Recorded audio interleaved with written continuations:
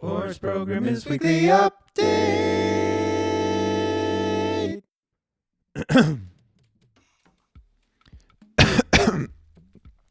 Hello everybody, welcome back to the Horse Programming's Weekly Update. Today I will show you a database that I made for school. Our task was to make a database for a book company, and we had to give them a couple of things. And we also got to make some of our own choices.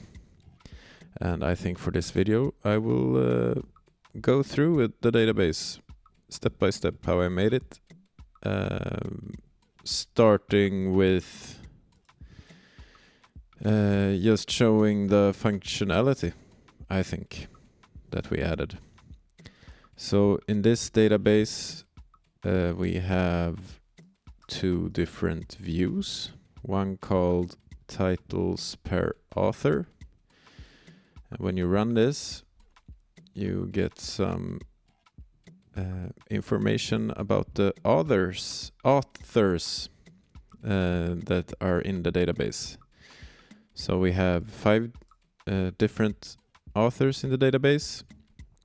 We can see how old they are, how many titles, how many different books from each author we have in the database or in our inventory, and how much these books are worth for the company. Should probably add a column saying if they are dead or not. But yep, that's one of them. The other view is called, and this one was required for the task. And I made one of my own called Book Info. And this view gives some details about all the books. It takes all the books in the database and gives us a lot of info. So each book has an ISBN 13 number, a title, an author, or more than one author,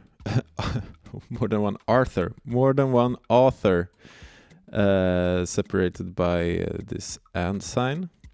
They have a written language, and it has one or more subcategories.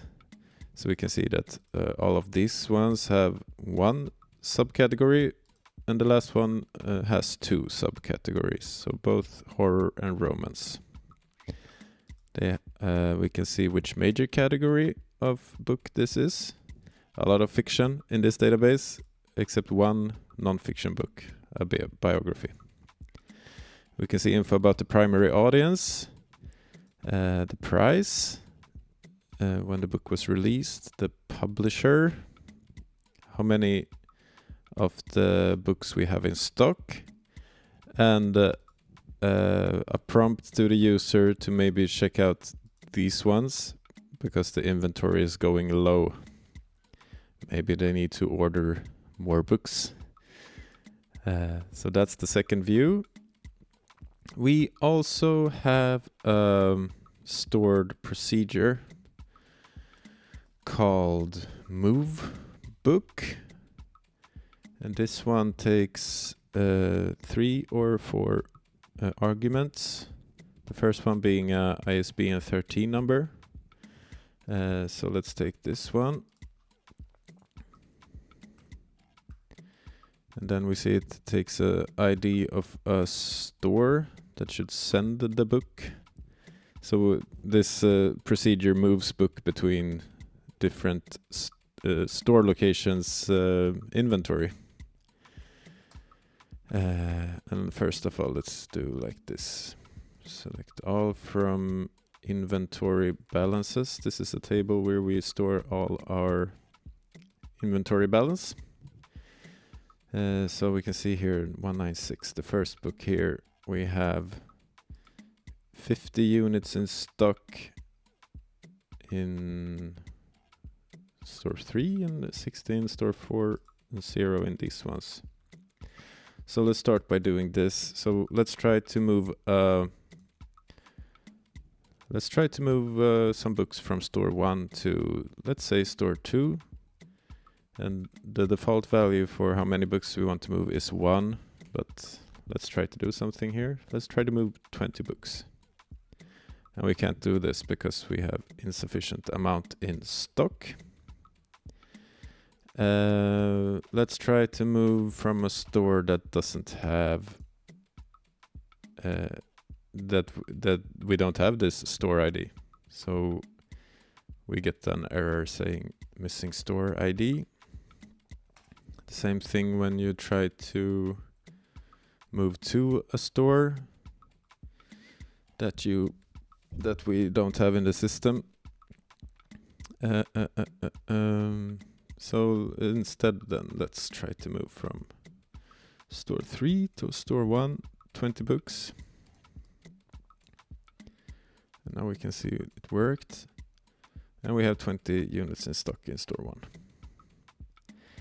Let's do something with this one because this book is only in stores 1, 2, and 3.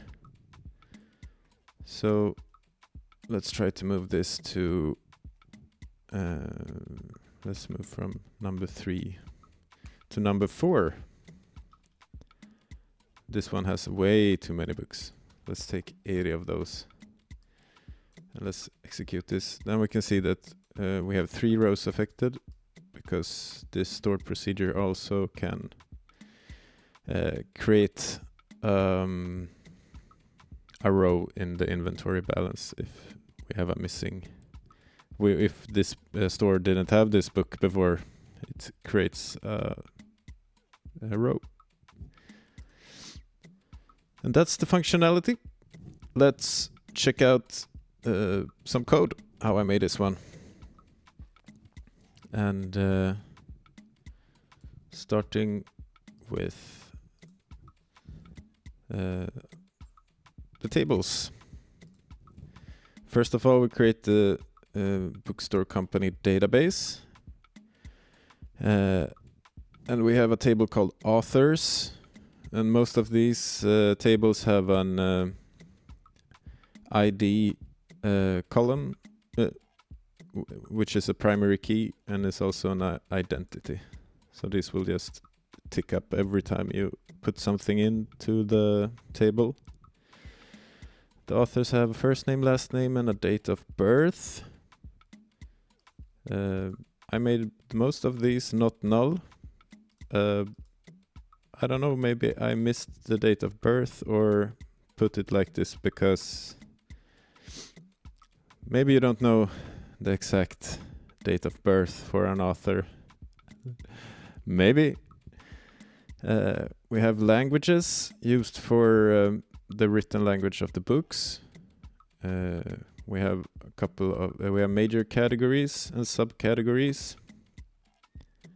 I don't know how much we should look at this. This is probably not that exciting.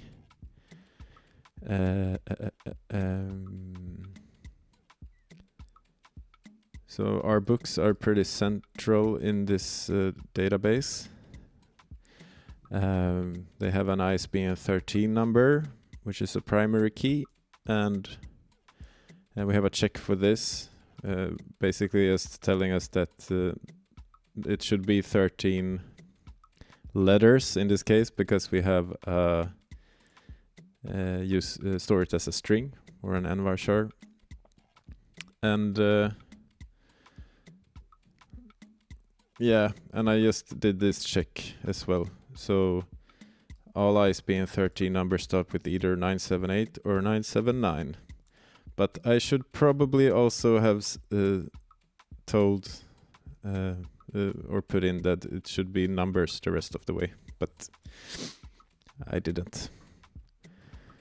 They have a title, they have a language ID, which gives a reference to the language, a primary audience, which does the same thing, a price, a release date, and a publishing house ID. And then we have 2 junction tables in this database. One for connecting books with other authors, and one with connecting books with subcategories. And I also forgot this is also a junction table. So we have 3 of those. This one connects stores with books, and this one has all of these have composite primary keys, so we shouldn't have any doubles or redundant data. A easier way to look at this is this diagram that I made. So books are connected by the ISBN 13 number to subcategories and authors. The major categories are connected to each subcategory. And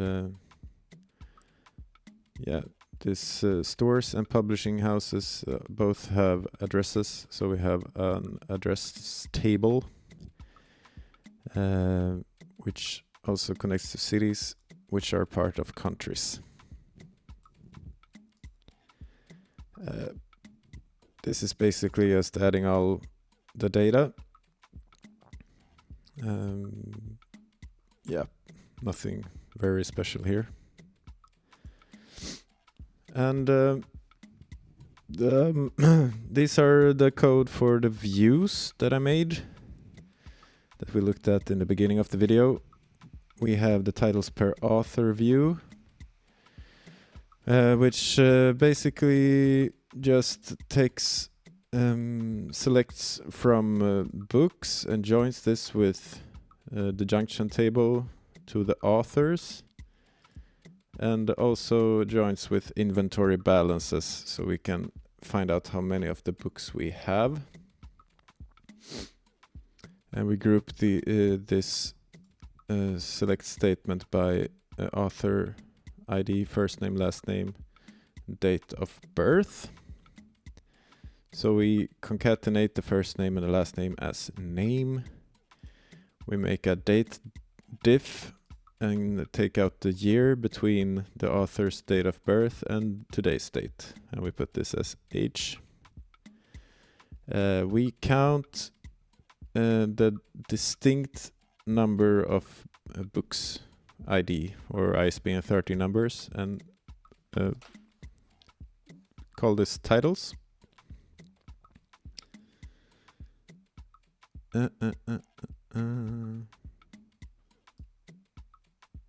Should I even... I shouldn't be able to have non-distinct ISBN 13s. Oh, whatever.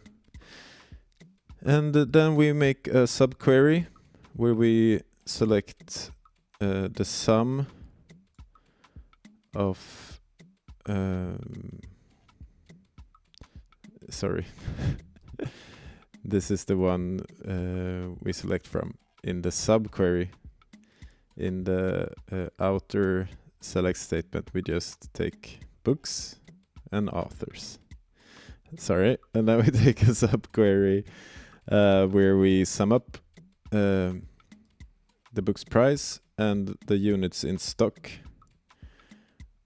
from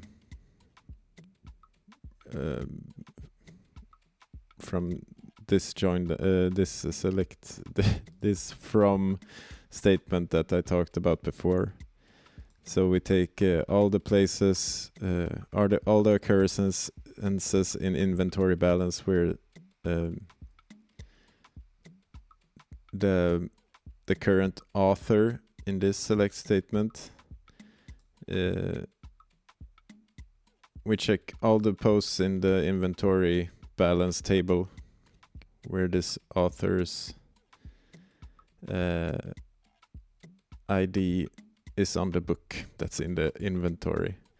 And we sum up all these rows in the inventory balance, how many books there are and what the cost of this is. And we sum that up and we get the inventory value.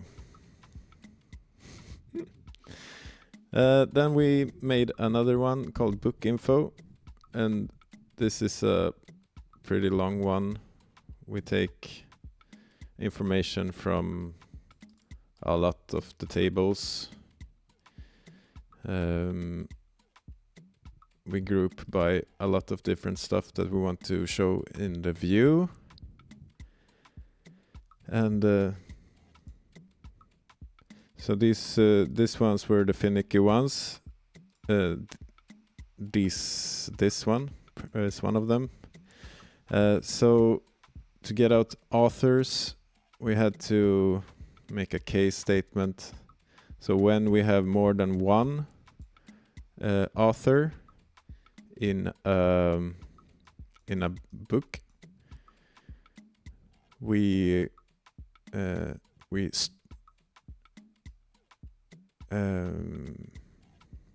string aggregate the concatenated first name and last names and aggregate these by the and sign. Or else we make a subquery where we select the concatenated first name and last name from the current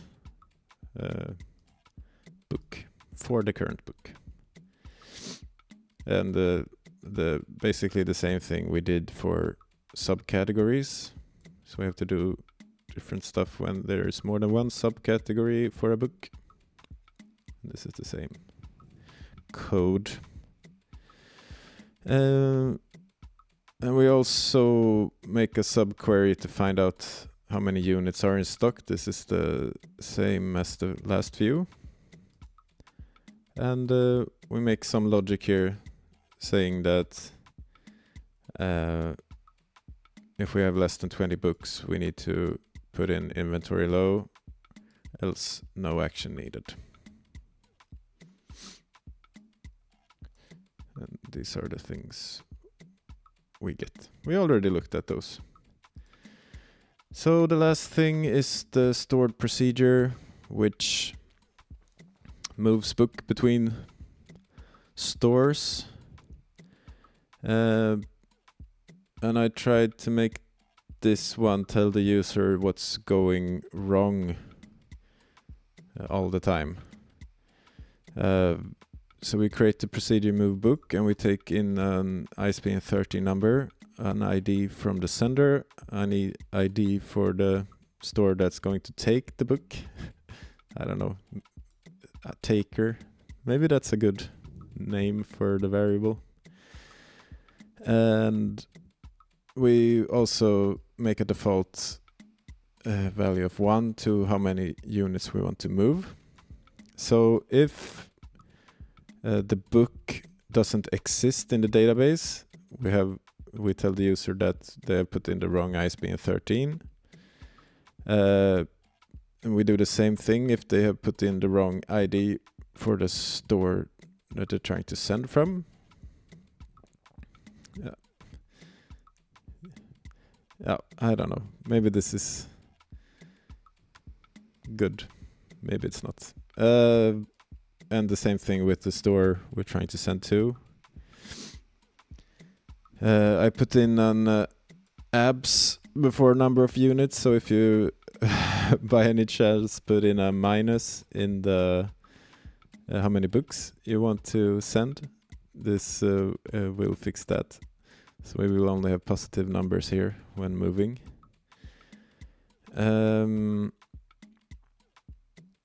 So if we're trying to send more numbers than how many numbers are in stock in the store, or if we don't actually have a record of this book in the store, we don't do anything, and we say that we can't move the books because we don't have enough in stock. Else we begin a transaction, and so if there isn't a place to put the book, if the store that's taking the book has never had this in their store before. We just make a row in inventory balances, and then we update inventory balance, and we subtract however many we wanted to move from units in stock of the sender store, and we give some books to the taker store. And that's that. That's my first database. I hope you enjoyed this video, and next week I think we will be looking at some entity framework, perhaps, because now we're probably not gonna use SSMS anymore and do everything in Visual Studio instead. Have a great weekend and see you next week. Bye.